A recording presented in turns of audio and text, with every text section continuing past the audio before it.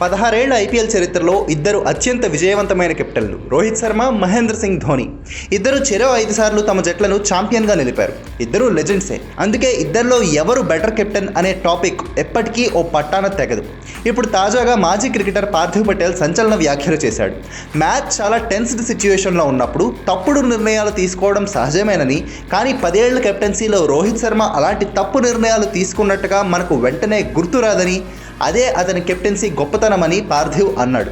అదే సమయంలో ధోని కొన్ని తప్పులు చేశాడని, రోహిత్ విషయంలో అది కనబడదన్నాడు.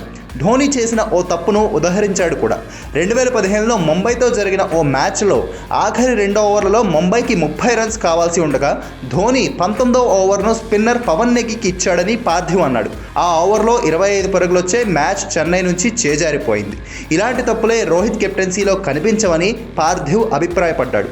ఎన్నో సీజన్లు ఐపీఎల్ ఆడిన పార్థివ్ పటేల్ అటు ధోని కెప్టెన్సీలోనూ ఇటు రోహిత్ కెప్టెన్సీలో కూడా ఆడాడు.